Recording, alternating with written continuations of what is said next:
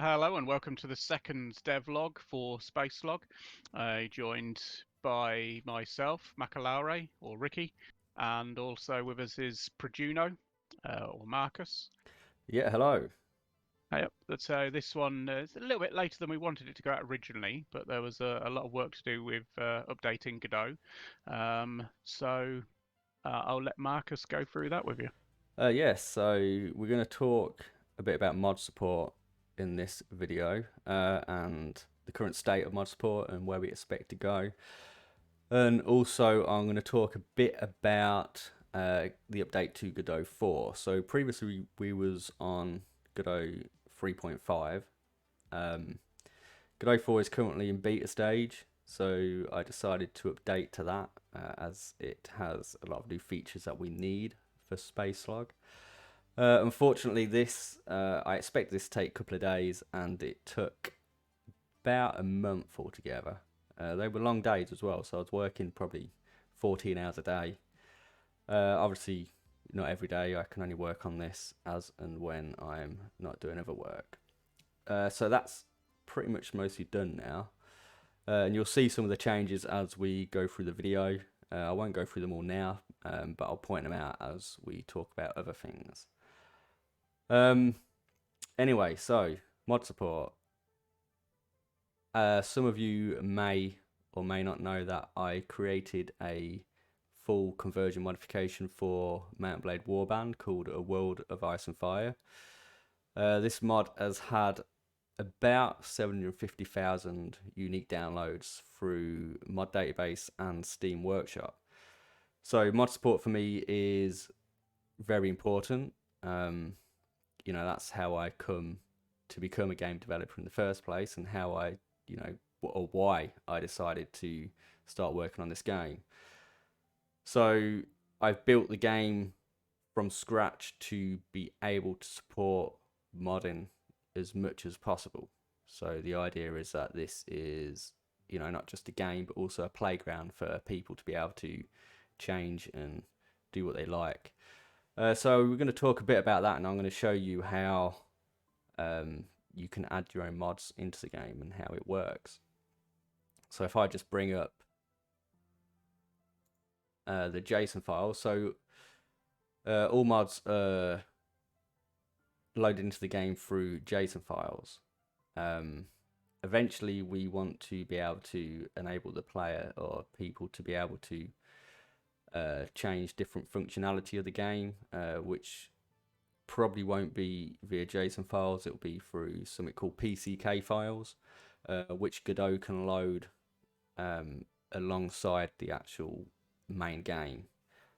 But that's something we've got to look at in the future. So for now, you can change any of the data that's loaded up into the game. So on game start, the game will load up all this data into some massive file, some big data structure. And as the game plays, it will pick stuff from this data structure to be able to load various things, or do whatever it needs to do. So the idea is that the player can either extend these data files, which are here. So these are the core files that the game uses, or they can add their own, or they can overwrite these, for instance. So you could technically overwrite all these files to be whatever you like, but obviously that's not that good if other people want to include their own mods. So the idea is that you create your own module folder, which we have just here. So this is just a little mod that I created to show how it's done, called Grand Chair. So you add your own mod, add your own info for it, and then you can add your own JSON files. So if we go back to this, you can see we have the different buildables. So these are the things that you can build in the game, and you will have a name at the top of the file. Well, this is the menu that holds all of these items. So if I go back into the game, we'll just start a new game here.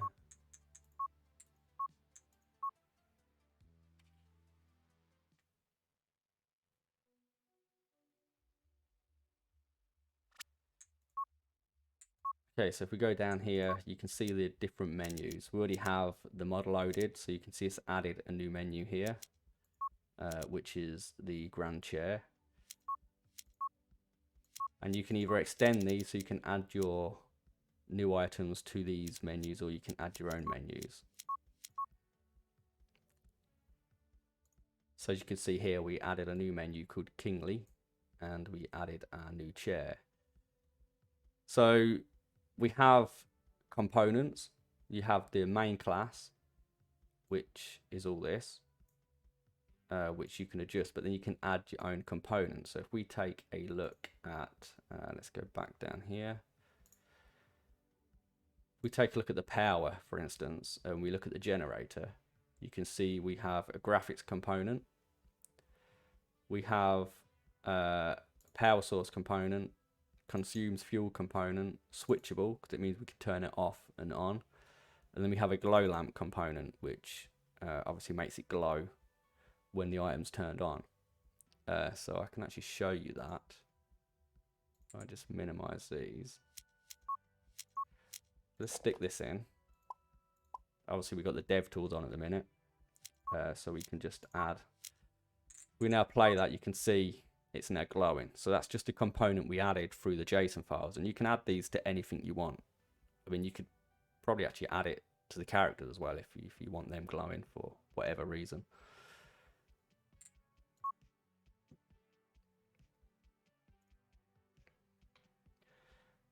So we have many different files you can adjust. The idea is that I add as many things as possible as JSON files, so you can adjust as much as possible. So you can see we like even all the widgets in the game. These are basically, so if I click on this here, you can see the little icon that's showing up. So you can change all of them as well.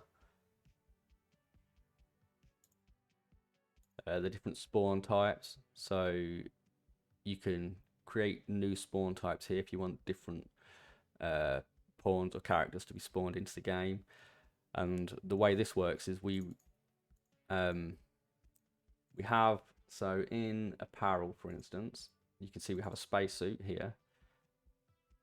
If we go back to the spawns, we just register them in their inventory, so we can refer to them in the different files. So another example would be resources. So we have our resources. You can see they have a category, which is here. So you can add your own categories, and then we can register them in the resource, which is actually a material. So if we look, say for instance, down here somewhere, so we have titanium, for instance. We can add these materials to the different items.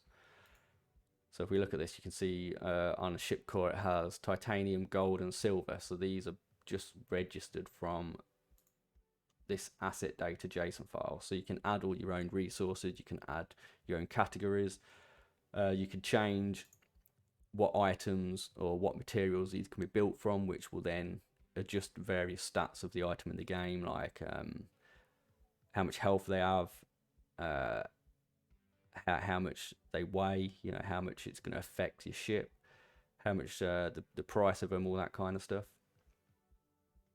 So the idea is to allow the player to do as much as possible.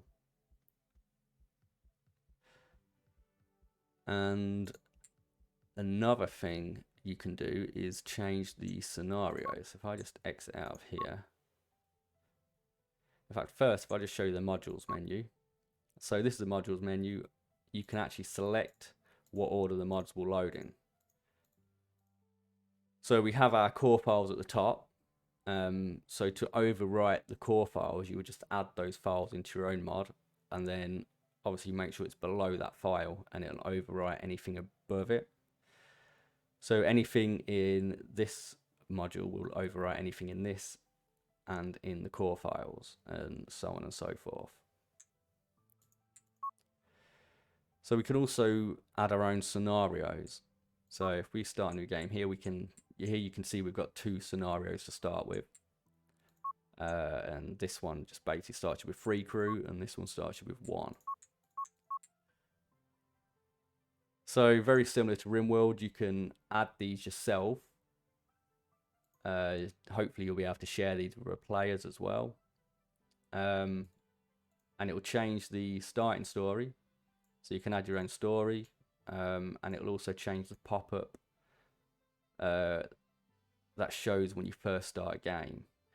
So at the minute all you can do is change the pawn amount, but the idea is you can change the spawns, the pawn spawns, which will come from these files we just looked at here, and you'll be able to add various different items and resources that will start at the start of the game. So you can see if we just select this one, we now have 3 pawns, for instance. Ignore the textures, these all need updating still. And then this is the story I was talking about, which can be changed.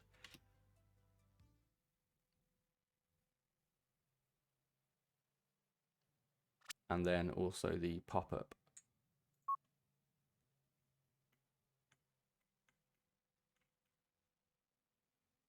So another thing that we've been adding since the last video is resources. So these resources are now in the game. You know, you can see them, do stuff with them. Before they was kind of hidden, you couldn't see them. We also have a new UI for them up here.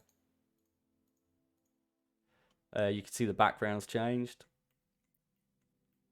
so this will become dynamic eventually, depending on various events and where the ship's going and whether the ship's got power.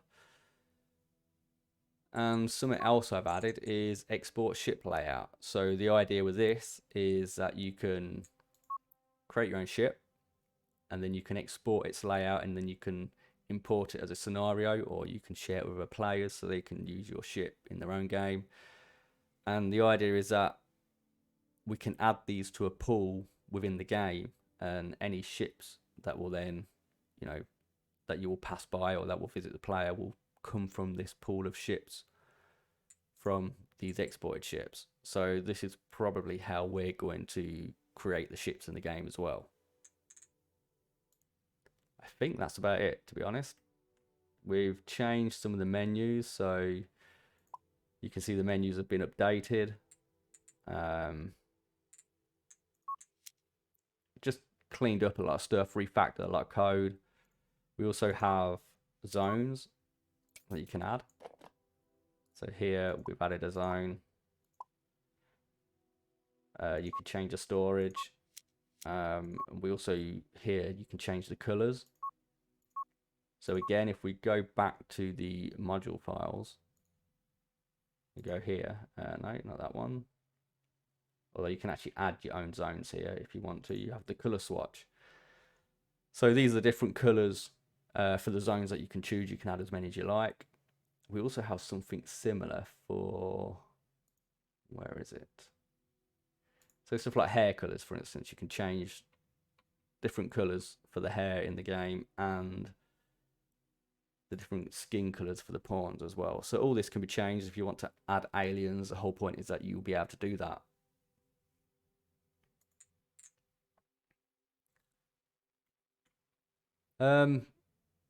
So yeah, is there anything you wanted to add, Rick? Could probably mention the music. So we've had some extra music made for the game. Yeah, Got... well, the music we had, it's all been updated, so it's been remastered for the release, which hopefully will come soon. The idea is that we finish this resource stuff. I update the current test build, which is on itch. Then I start working on AI. Once AI is finished, then we can look at early access. So our musician has remastered all the music ready for early access. We also have, so I've added here current track playing, so you can actually give feedback on the tracks and which ones you like. This is mainly for testers, obviously, for now. And our musician can obviously enact upon that feedback he receives. So be as harsh as you like, I guess.